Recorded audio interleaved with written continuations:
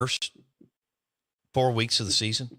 That to me, that is just it's wild scheduling. I can't ever remember anything like that in the SEC, pulling two former Pac-12 teams within 4 weeks in the same season. Can you?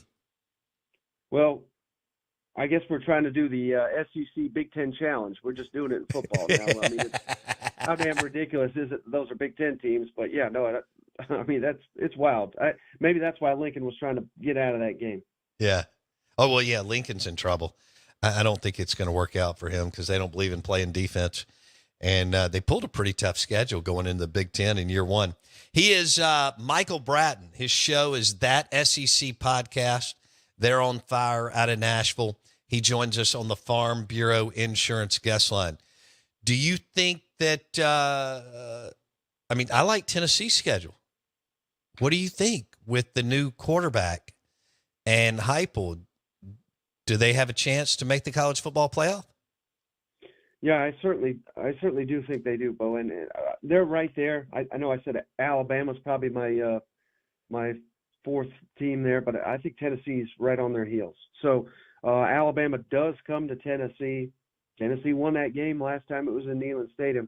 I think the winner of that game will probably go to the college football playoff. I would tend to lean Alabama right now in that game. But, again, last year was the worst offense that Josh Heupel has ever produced as a head coach, and yet Tennessee won 9 games. I mean, that's pretty stunning to me because a lot of people, they look at Tennessee, they just think it's high flying, and they really think it's passing. But what it is they are elite on the ground. And they didn't have a quarterback that was very accurate, did not have great football IQ, was very hesitant last year. But the defense keeps getting better and better. And Tennessee may have the best defensive front in the league this year. And I think they have a top 5. At least Cole Kublik says they have a top 5 offensive line. So we know this league is all about the trenches. And if Tennessee lives up to the hype there, I know their quarterback Nico's getting all this hype and all this expectation. They don't need him to be a Heisman Trophy contender right out the gate to be a very good team in this league. And again, if they can win at Oklahoma, if they can win at Florida, Florida comes to them, they're a significant favorite in every other game outside of Georgia and Alabama. They should have no problem other than, if they're 10-2, even if they lose to Alabama, I think they're probably going to make the playoff.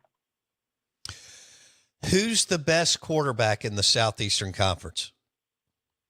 Today, it's Carson Beck, no doubt. But I think there's a real chance that at the end of the year, we're saying it's Jackson Dart or even Brady Cook, because I think they're going to put up video game numbers in their offenses this year. So number-wise, I think it'll be Brady Cook, Jackson Dart by the end of the year that is getting a lot of the attention and 2 potential Heisman surprises. Okay. Yeah, Dart and Cook, good grief. They're really, really, really good players. What team do you dislike the most in the SEC? Well, I kept making the joke. I made the trip to Norman when July 1st, Texas and Oklahoma officially came into the league. We're one day in. I'm already tired of Texas fans. So I guess I got to go with Texas. I personally, I got nothing against them, but I would like to see them actually do something other than win the Big 12 once out of 20 years before they run their mouth and think they're going to run this league. Yeah, they beat Alabama. That was fine. That was a decaying dynasty. I had called that. But, again, that was a nice win, but you got to do a lot more than that to win my respect. Yeah, if they play a month and a half, 6-7 weeks later, Bama beats them. But give us Sark and them credit, like you said, for going in and winning that game. Lane Whiffen and Kalen DeBoring. That's I love it. That's Michael Bratton, That SEC Podcast. We had a listener kind of jump on Michael Bratton's bandwagon about Kiffin needing to. He really doesn't have a signature win, and of course everybody throws this. He's posted a 4-7 record against teams ranked in the AP Top 25, and a 9-13 mark against the tough SEC foes such as Bama. I don't know how Arkansas is in here. Arkansas, Auburn, Florida, LSU, Mississippi State, and Texas A&M. Interesting. Oh, but that's got to be different because that was November 1st.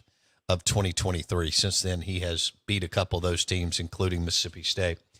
All right, Michael Bratton, y'all going to be drinking beer on the show today? Every day we're doing it. We're cracking open a cold one at the top of the show, and just hope we make it to the end of it, because we certainly, after some losses, have had a couple too many. Are you going to Neyland this year? Yeah, I'll probably try to make it for a game.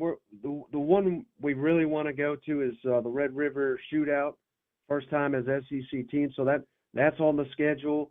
And my co-host, Cousin Shane, funniest guy in the world, he's wanting to go to Missouri for the Oklahoma game. Apparently that's a huge rivalry, and Drinks promised him he can beat that big stupid drum they have up there. So I will certainly be going to that game as well. But yeah, probably Tennessee, Alabama if I go to one Tennessee game. Okay. We need to drink bourbon together soon. Are you up for that? Anytime, Bo. All right, buddy. Hey, have a great week. I appreciate you, okay? Take care. Michael Bratton,